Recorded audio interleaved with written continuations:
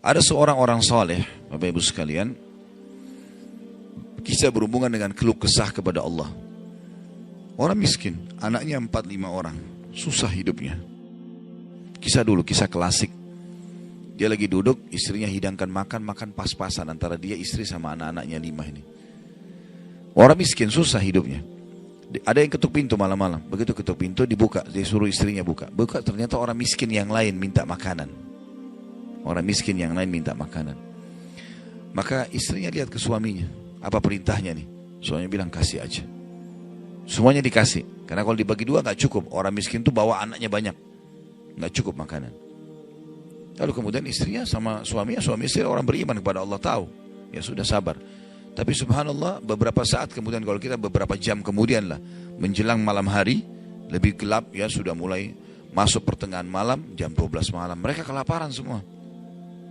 Istrinya bilang, anak-anaknya nangis, saya lapar, kamu juga lapar, anak-anak lapar, bagaimana? Kata suaminya, tenanglah, saya akan coba cari jalan keluar, minta kepada Allah. Istrinya gak paham suaminya mau kemana. Dia pakai bajunya, baju keluar, kemudian dia keluar pergi ke masjid dekat rumahnya. Malam hari, jam 2 malam. Dia keluar, dia masuk di masjid, lalu dia sholat tahajud. Dan ini sifat orang beriman.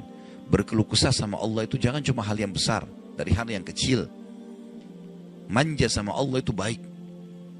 Ngeluh terus, minta terus sama Allah. Allah suka hambanya yang tamak dengan rahmat Allah. Tamak dengan rahmat Allah. Sudah sehat, minta ditambah kesehatan. Sudah kaya, minta ditambah kekayaan. Selalu minta tamak dengan rahmat Allah. Dan sudah pernah saya bilang, meminta sesuatu agar nikmat ditambah atau bertahan, itu adalah pahala lebih besar daripada kalau cobaan sudah datang baru kita minta diangkat cobaan tersebut.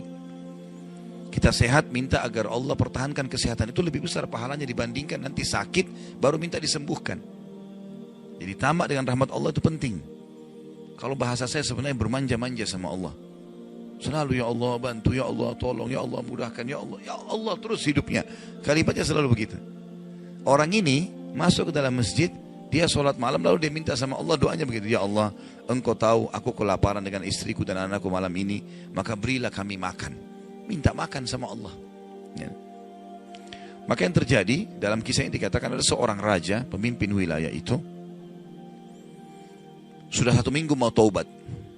Sudah seminggu mau taubat. Dia tidak tahu harus kemana. Pada malam itu, di mana orang soleh yang miskin ini sedang ibadah, minta tolong kepada Allah dikasih makan. Raja ini gelisah, dia keluar lalu dia bawa 1 kantong uang emasnya. Dia bawa juga sekantong makanan yang terbaik yang dia punya di istananya. Kemudian dia bilang, ya Allah, sebagai bentuk taubatku kepadamu, saya akan berikan ini kepada hambamu yang engkau tunjuk. Ya. Lalu kemudian sebagai bentuk juga, saya tidak memilih kecuali engkau yang memilih, Allah, saya tidak akan pegang tali kekangan kuda ini, saya biarkan dia jalan kemana. Akhirnya orang raja ini naik di atas kudanya, dia bawa itu kemudian jalan kudanya mampir di masjid yang ada orang soleh itu. Dia bilang, saya tidak tahu kenapa kuda ini mampir di masjid. Lalu saya turun, saya temukan dalam masjid, waktu zaman dulu gak ada lampu, gak ada penerangan, cuma dia dengar suara gelap di masjid. Dia masuk, temukan ada orang ini lagi berkeluh kesah sama Allah. Minta, ya Allah, saya sama istri saya kelaparan sama anak-anak, berilah kami makan, gitu kan. Maka dia bilang, raja ini pun setelah orang itu berdoa, sholat, lalu dipanggil. Dia bilang, saya seorang raja di sini, saya raja di sini, saya sadar bertobat kepada Allah dan saya dengar doamu. Tadi kau minta makanan, maka ini saya kasih. Ini harta saya yang saya niat sedekahkan dengan makanan. Ambillah. Dan kalau kau punya masalah lagi, datang ke istana saya, kapan saja. Kira-kira saya mau tanya, Bapak Ibu sekalian, kita jujur menjawab. Kalau seandainya kita di posisi orang ini, kita sudah dapat solusi. Kalau kita sekarang mungkin ada orang kasih kartu nama, nih ya, butuh apa saja telepon saya. Misal presiden, tidak usah presiden, terlalu tinggi lah. Misal seseorang kita temui orang kaya, ada masalah apa saya telepon ke saya akan bantu. Saya yakin umumnya orang meninggalkan Allah pada saat itu. Sudah selesai, dia pikir orang ini sudah bantu, sudah selesai. Tiap hari telepon orang itu, telepon dikasih bantuan. Perhatikan orang soleh ini apa yang dia bilang. Waktu raja itu bilang, kalau ada keperluan apapun datang ke istana saya. Dia bilang, saya demi Allah tidak akan datang kepada anda kalau saya punya masalah. Tapi saya akan datang kepada Allah, Tuhan saya dan Tuhan anda, yang telah mengutus anda datang kepada saya malam ini membawa makanan. Justru kalau ada sudah solusi dari Allah, makin dekat sama Allah. Jangan sudah dikasih lupa ini. Ini poin penting bagaimana kita jaga berkeluh kesah kepada Allah. Jadi jangan berpikir Bapak Ibu sekalian, masa sih saya bisa sembuh hanya karena saya sujud? Masa sih saya bisa mendapatkan keturunan hanya karena saya sujud? Ini kesalahan ini. Justru harus kita fahami kalau itu bisa. Dan Allah punya cara. Setiap jawaban Allah kalau datang itu sesuai dengan sistem atau sunnatullah yang telah Allah ciptakan di alam kita ini. Misal saya berkeluh kesah, ya Allah sendal saya putus, gantikanlah. Sahabat begitu ya. Para sahabat Nabi itu kalau sendalnya putus, ya Allah sendal saya putus, gantikanlah. Allah nggak lemparin sendal dari langit. Nggak mungkin. Tapi apa yang terjadi? Allah gerakkan sesuai dengan sistem yang ada. Allah buat ada orang lain melihat kita kesian dikasih sendal. Atau dia dapat duit dia bisa beli sendal. Jawabannya Allah begitu. Dalam bentuk sinyal datangnya. Jadi harus peka menangkap itu. Kemudian selanjutnya, tentu juga yang ini tadi contoh kisah orang yang berkeluh kesah kalau berhubungan dengan cobaan dari Allah ya. Dia tidak keluh kesah kecuali kepada Allah. Sekarang kita masuk ke contoh kalau cobaan dari manusia.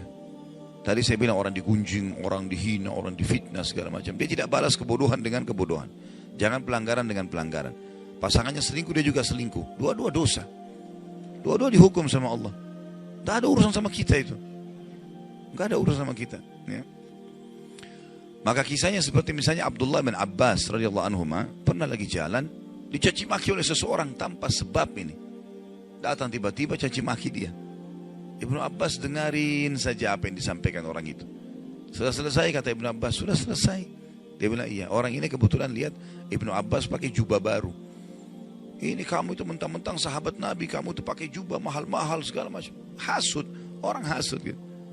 Tiba-tiba bayangin kalau kita lagi naik di mobil orang ketuk kaca. Kamu kenapa pakai mobil baru? Kamu kenapa? Apa urusannya sama orang ini gitu? Mungkin kita marah-marah sama orang ini. Ibnu Abbas diam, didengarin semua, sudah selesai. Karena tidak mungkin tergerak orang ini mengucapkan sesuatu kecuali memang ada sebabnya. Dia biarin, sudah selesai kamu sudah. Baik, dibuka jubahnya, ini ambil hadiah buat kamu. Sampai orang itu malu. Sudah caci maki dikasih hadiah lagi.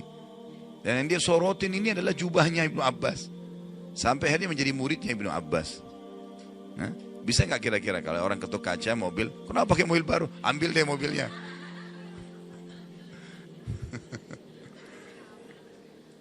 Baik, kisah yang lain, Ali bin Husain radhiyallahu anhu. Ini cucu Nabi SAW, anaknya Husain.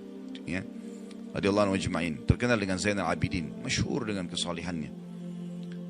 Dia pernah jalan dicaci maki oleh orang tanpa sebab ini. Mentang-mentang kau turunan Nabi, mentang-mentang kau begini, mentang-mentang kau begini, dicaci maki. Dia diam saja.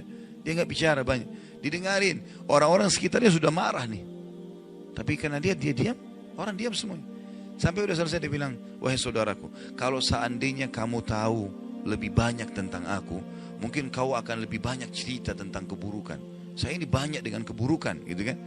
Kemudian dia bilang sama orang di sekitarnya, ada pegang uang, ada bawa duit, kasih orang ini 1000 dirham dan tunjukkan alamat kita. Siapa tahu dia punya hajat. Orang itu jadi tambah malu gitu. Ya. Karena perilaku akhlak yang mulia dan ini yang Islam ajarkan kepada kita. Pada saat kita kepancing emosi, kontrol, tenang, jangan dibalas. Gak ada gunanya itu, gak ada manfaatnya. Hanya akan merusak kejiwaan kita. Kata-kata jadi kasar, hidup kita jadi tidak tenang. Ya. Tapi kalau kita gunakan teori syar'i ini, kita akan tenang, tetap bisa makan, tetap bisa tidur, tetap bisa segala-galanya. Baik, kita berdoa kepada Allah SWT, semoga majelis kita diberkahi olehnya dan dijadikan sebagai tambahan amal kita pada hari kiamat. Dan semoga saja seluruh amal yang pernah kita kerjakan, yang akan kita kerjakan sampai ajal menjelang datang diterima dengan kemahamurahannya. Dan semoga semua dosa yang pernah kita kerjakan sekecil sampai sebesar apapun diganti dengan kemahamurahan Sang Pencipta menjadi pahala.